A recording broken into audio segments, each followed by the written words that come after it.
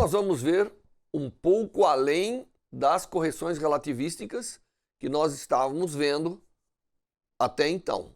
Até então, nós tínhamos um núcleo pontual e um elétron, e fizemos as correções que eram necessárias, devido ao fato que esse elétron ele apresenta características relativísticas que têm que ser corrigidas. Comparamos com a solução de Dirac e vimos os vários termos que aparecem e aprendemos uma coisa importante, que é necessário determinar, um momento angular total, que é a composição do spin com o momento angular orbital do elétron, para termos algo que de fato caracteriza os níveis eletrônicos que são devidamente caracterizados quando levamos em conta essa correção relativística. Então a gente diz que naquela estrutura, as correções relativísticas separavam os J's. E aí vimos um efeito interessante, que dois estados com L's diferentes, mas com o mesmo J, que de acordo com a correção relativística deveriam ser degenerado, eles não são.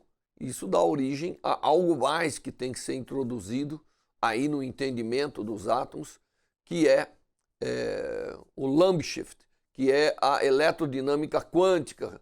E nós explicamos a origem dessa interação que advém do átomo interagindo com as flutuações do vácuo. Hoje nós vamos ver as correções relativísticas 2, que advém de uma estrutura que existe no núcleo, que advém do fato de que o núcleo tem um spin. Isso dá origem à chamada estrutura hiperfina do átomo. Tá certo? Por que chama estrutura hiperfina? Porque elas introduzem uma correção que é muito menor em amplitude do que a que nós tínhamos na estrutura fina. Enquanto na estrutura fina nós vimos que adicionávamos correções que vão com alfa ao quadrado, sendo alfa a constante de estrutura fina, na verdade, nós aqui agora adicionamos efeitos que vão variar a energia muito menos, fatores muito menor do que aqueles introduzidos pela correção relativística que nós vimos anteriormente. Muito bem, onde está a essência do que nós vamos ver? A essência está no fato de que o núcleo atômico ele tem sido visto como um ponto de massa e carga. Ele contém a massa do átomo, praticamente, mas ele contém a carga que liga o elétron. Mas o núcleo, ele não é isso, ele tem uma estrutura. Ele tem lá dentro, na sua estrutura interna, uma distribuição de carga que talvez não seja exatamente uma distribuição esférica que dá origem a se considerar uma carga pontual. Talvez ele tenha ali uma pequena distribuição, porque ele é composto desses núcleons, que são os prótons e o nêutron. Você imagine uma distribuição, por exemplo, o átomo de hélio, onde você tem 2 prótons e 2 nêutrons. Você não poderia imaginar que a distribuição de carga seja esfericamente simétrica. Tem que ter ali algum modo quadrupolar de distribuição de carga, alguma coisa além que faz com que eu tenha que introduzir correções. Isso faz parte agora da nossa estrutura hiperfina.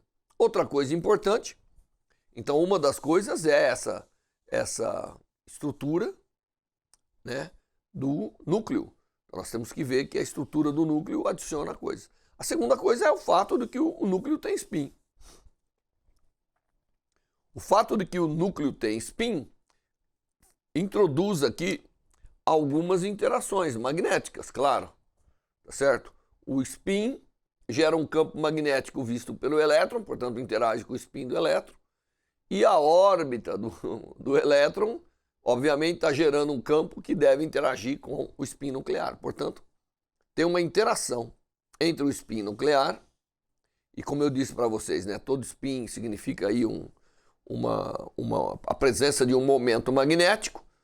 E isso tudo dá origem às correções que são também relativísticas, porque, como você viu, nós vamos ter todo tipo de campo aí sendo corrigido e tudo isso. E isso dá origem à nossa estrutura hiperfina. E essa estrutura hiperfina, ela acaba introduzindo nas energias fatores que são de milésimos de centímetro a menos 1 em energia. Centímetro a menos 1, né, que é praticamente o inverso do comprimento de onda que você está lidando, ele te dá também energia, né? A gente pode falar da energia da onda eletromagnética, tanto com o comprimento de onda quanto com a frequência que estamos falando. Mas há uma conversão. 1 centímetro a menos 1 é da ordem de 30 gigahertz em frequência. Portanto, a correção hiperfina, ela vai introduzir aí correções que vão de megahertz a gigahertz, porque elas são milésimos de centímetro a menos 1, tá certo? Então são correções muito pequenininhas, elas são muito menores do que aquelas introduzidas pelas correções relativísticas que nós vimos até agora. Então a introdução da estrutura do núcleo, o fato do núcleo ter um spin, o fato do núcleo ter uma estrutura de cargas, leva a correções na energia que devem ser consideradas, porque nós vamos ver, são fundamentais. Muito bem, como que nós começamos a fazer isso aí? Se o spin do núcleo é uma das coisas importantes, vamos começar definindo o spin do núcleo. Então nós definimos a letra I como sendo o momento angular, né? O spin, quer dizer, associado ao spin nuclear. Então o núcleo agora passa a ter um spin que nós vamos chamar de I. Lembre-se que o spin do elétron é chamado de S, tá certo? Que nós não vamos jogar fora, tem que continuar levando em conta. Mas agora você tem uma estrutura, o núcleo, quando compõe os seus núcleos, né, os núcleos têm spin meio, tanto o nêutron quanto o próton. E essa composição é uma partícula composta, o núcleo. Dá origem a um spin total, dependendo de como estão arranjados aí os spins de cada núcleo, tá certo? Muito bem, isso tem a ver com a estabilidade do núcleo e tudo isso. A gente normalmente aprende um pouco disso em física nuclear. Bom, se o núcleo tem um spin, nós temos que ter uma função para poder descrevê-lo.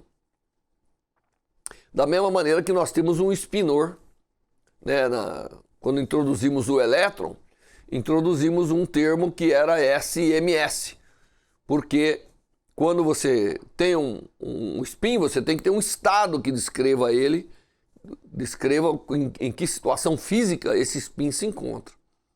Mesma coisa para o spin nuclear. Então o spin nuclear, ele tem um estado que é caracterizado pelo seu spin total e pela sua componente projetada, porque como nós vimos, para descrever adequadamente o estado de spin, você tem que dizer qual é o valor do spin e qual é mais ou menos a sua orientação.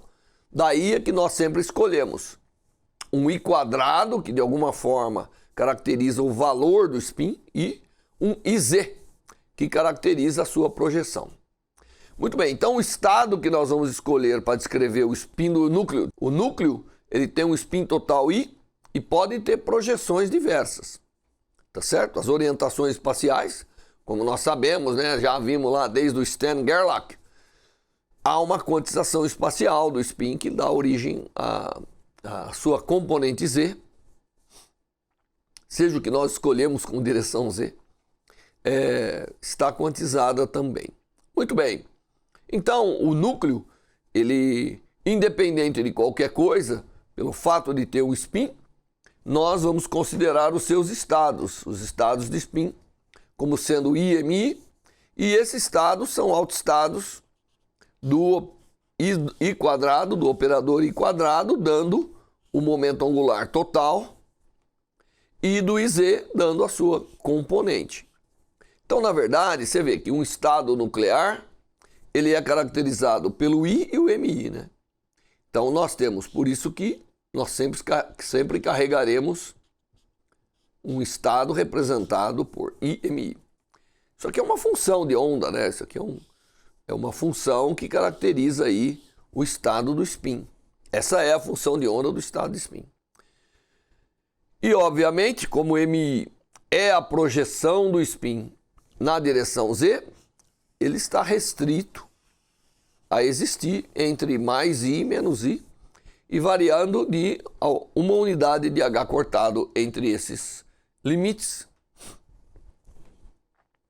Então, nós vamos introduzir o I como sendo o spin nuclear. Então vai ter mais um momento, mais uma variável, mais uma componente para caracterizar o nosso estado agora. De primeiro tinha o L, o N, claro, o número quântico principal, mas aí tinha o L, o S, o J e o MJ. É o que nós conseguimos tirar da estrutura fina, da correção relativística. Agora nós temos que adicionar um I e MI. Portanto, vai adicionando mais um grau de liberdade do spin nos estados que nós vamos considerar aí. Muito bem. Então, essa é a forma de nós caracterizarmos o estado do spin nuclear. É através desse spinor aqui, que caracteriza o momento angular do spin, o valor total e a sua componente Z. Mas, como nós vamos lidar com interação, é extremamente importante ver que esse spin está associado a um momento magnético. Então, o núcleo tem um momento magnético. Qual é o momento magnético do núcleo? O momento magnético do núcleo é a mesma maneira de calcular como nós vimos o spin. Só que quando a gente vimos o spin, aqui tinha um magneto de Bohr. Vocês se lembram o magneto de Bohr, que é a carga do elétron vezes H cortado dividido por 2 vezes a massa do elétron. Só que aqui é um magneto. Esse aqui não é o magneto de Bohr, é o magneto nuclear. Mas a existência de spin leva a um momento magnético. Sempre. Por quê? Porque ali tem carga, tem tudo. Então, isso caracteriza o núcleo. O núcleo é caracterizado por spin. E isso, como nós vimos lá atrás, né? Que eu comecei até com a carga clássica, mostrando que toda carga clássica que tem giro leva a um momento magnético. Aqui o núcleo leva também a um momento magnético, que nós chamamos de MN, M maiúsculo N, que é o momento magnético nuclear. Então isso aqui é o momento magnético do núcleo para fins de cálculos que nós vamos usar. O GI é um fator giromagnético do núcleo aqui agora. Tá certo? Como calcular isso nós vamos ver mais adiante, mas para você ter, a partir do spin, o momento magnético, você tem que levar em conta não apenas o magneto nuclear, como também o fator giromagnético nuclear. Então nós temos duas grandezas que determinam, além do valor do spin, nós temos duas grandezas que caracterizam, que entram aí na definição do momento magnético nuclear. O fator giromagnético nuclear, tá certo? E também o momento magnético nuclear. O momento magnético nuclear é exatamente como foi mostrado, né, no cálculo do momento magnético de Bohr, que é a carga do elétron, carga elementar, H cortado, dividido por 2 vezes a massa. Só que aqui o que entra é a massa nuclear. Como nós sabemos que a massa nuclear ela é da ordem de milhares de vezes a massa eletrônica, então nós podemos substituir aqui, né, a massa nuclear. Se eu multiplicar e dividir pela massa do elétron, eu vejo que o magneto nuclear, ele é basicamente o magneto de Bohr corrigido pela razão entre a massa eletrônica e a massa do núcleo. Basta multiplicar aqui pela massa eletrônica aqui. Então, na verdade, o que vai acontecer é que esse aqui vem para baixo e você tem aqui, tira a massa, uma massa aqui entra a massa do elétron, mas aqui na frente fica a massa do elétron dividido pela massa do núcleo. Tá certo? Como a massa do elétron dividido pela massa do núcleo é um fator de milhares de vezes, na melhor das hipóteses, 1 dividido por 1836, então o magneto nuclear é pelo menos 2.800 vezes menor do que o magneto de Bohr. Então a interação que o momento magnético do núcleo vai produzir é muito menor do que aquela produzida pelo momento magnético do elétron. Tá certo? Mas nós temos que levar em conta essa expressão para que a gente possa, de alguma maneira,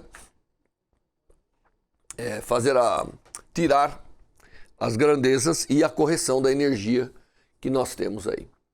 E esse magneto, então, ele vai gerar, ele é a parte principal na geração da estrutura hiperfina, ou seja, a correção nas energias e nos estados devido à estrutura nuclear, que é o que nós chamamos de estrutura hiperfina. Muito bem, nós temos que começar escrevendo uma função, escrevendo um estado para esse sistema agora que leva em conta a estrutura do núcleo. Nós havíamos feito originalmente, nós havíamos parado aqui, nós havíamos caracterizado um estado por um valor de L, então nós temos uma letra lá que caracteriza o estado, S, P, D, F e assim por diante, o spin do elétron e o J, que advém da composição do L e do S, e o MJ. Então o nosso estado, ele é caracterizado dessa maneira. Agora, nós temos que adicionar aí o estado do núcleo. Então você tem esse sistema, eles vão interagir, obviamente, mas o estado que nós vamos começar, para depois ver o que essa interação corrige nos estados e na energia, nós temos que começar com o estado que é aquele que nós tínhamos originalmente, adicionado à função que determina o estado do spin nuclear. Então nós temos agora um estado que o eletrônico é caracterizado por LS, MJ, J, MJ. Lembrando que o J, ele advém do L mais S, tá certo? Então o J tem valores de L mais S até L menos S. E agora nós temos o I, que caracteriza o spin nuclear. Então, o estado agora, ele está mais devidamente representado, pegando o estado original que eu tinha e colocando agora um estado. Então essa vai ser a base que nós vamos utilizar. Por quê? Porque agora nós vamos pegar essa base e vamos ver como calcular as correções que as interações vão dar, não é? E aí nós vamos ver que temos que criar mais um momento angular total.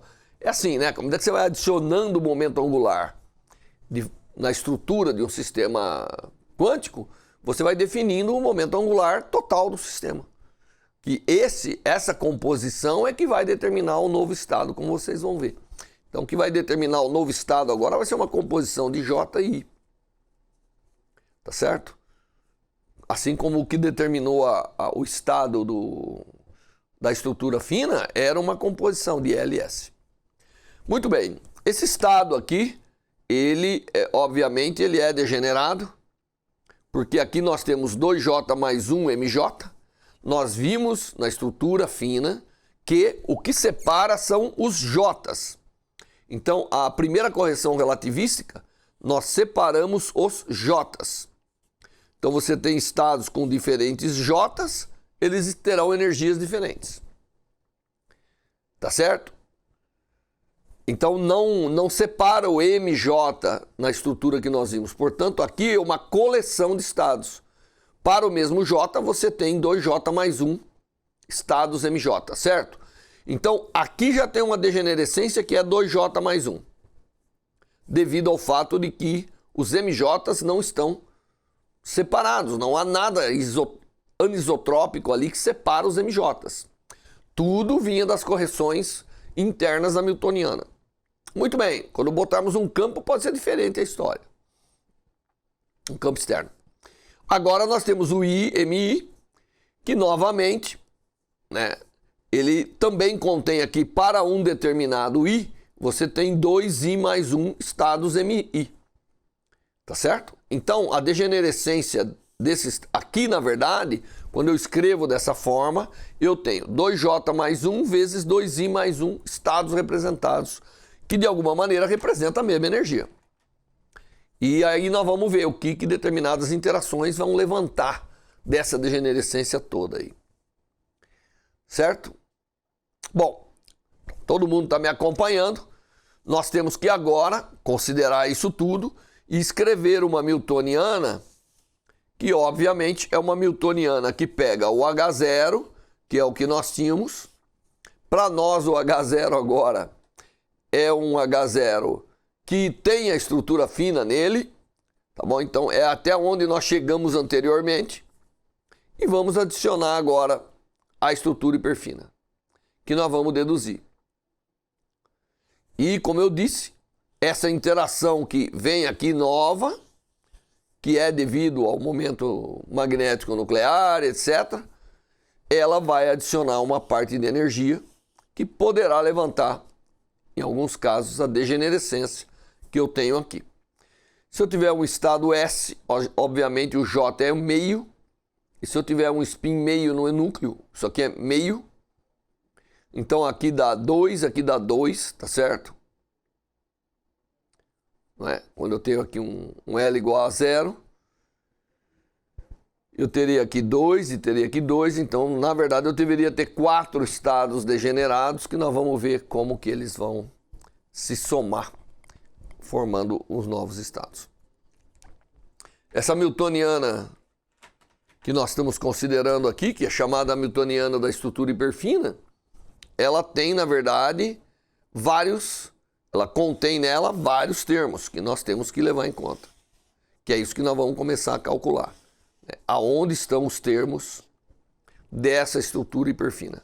O que eu devo levar em conta para mostrar como é a nova newtoniana de interação devido a essa estrutura composta pelos graus de liberdade interno do núcleo e os graus de liberdade externo do núcleo. Muito bem. Então vamos partir para os cálculos, tá certo? Como que nós fazemos esses cálculos? Bom, vamos começar lembrando que o núcleo tem lá um momento magnético e esse momento magnético que cria um campo em todo o espaço. E para facilitar, esse campo magnético é melhor descrito por um vetor potencial, ou potencial vetor, como a gente queira.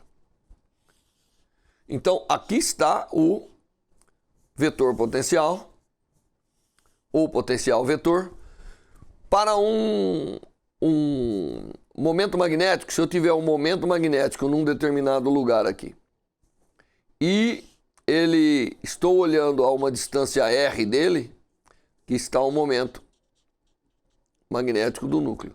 Ele cria ao redor um campo magnético. Como que é esse campo magnético? Bom, isso aqui a gente aprende lá no eletromagnetismo, que é fácil. O campo magnético vai estar relacionado com rotacional desse potencial vetor, mas nós podemos mostrar que esse potencial vetor ele é dado por 1/4π vezes o momento magnético vetorial R dividido por R ao cubo. Então, para esse momento magnético, eu já sei quem é o potencial vetor. Quem é o vetor potencial, quer dizer.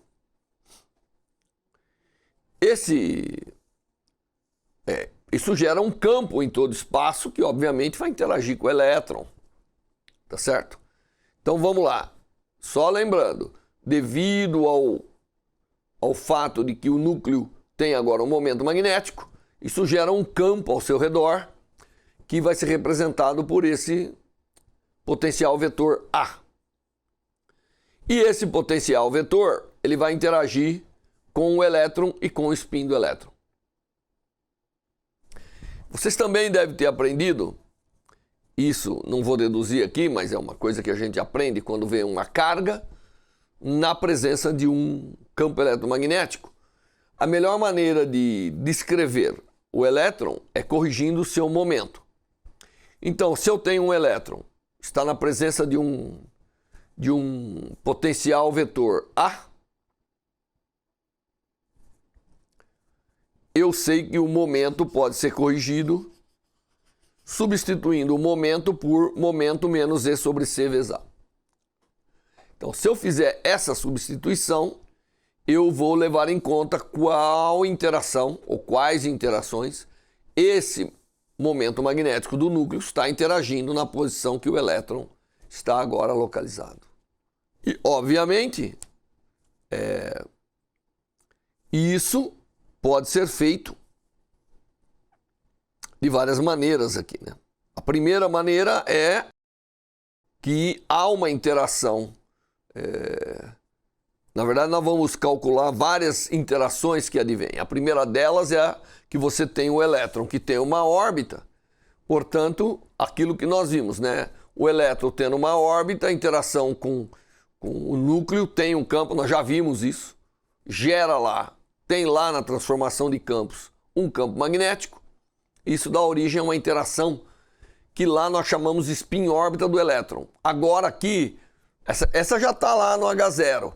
Agora nós temos uma correção parecida, que é a spin-órbita com o núcleo. E essa interação pode ser calculada de forma simples, tá certo? E essa interação spin-órbita que dá origem, ela é dependente do produto de L escalar I. É a interação do fato de que o elétron tem uma órbita com o spin nuclear. Então é a mesma coisa eu ir lá e fazer a transformação agora, né? Ver como que a órbita interage com o campo gerado pelo núcleo e vice-versa. E isso dá origem a isso, que vai depender do produto dos momentos magnéticos, e aqui já está colocado de forma explícita. Eu não vou deduzir aqui por falta de tempo, mas é uma coisa padrão de se fazer, tá certo? Então vai depender sim de aqui o fator, o giro magnético do elétron já está levado em conta como sendo 2 praticamente. Restou aqui o giro magnético do núcleo, o produto dos magnétons nucleares e o de Bohr, e o produto de L escalar I. Se o L do estado igual a 0, que são os estados S. Mas essa não é a única interação. Nós temos um elenco de interações que vão dar origem à estrutura hiperfina. E eu vou parar aqui e na próxima aula continuar com o nosso potencial vetor, com a interação da órbita do elétron com o spin nuclear e elaborar todas as outras. Então até a próxima aula.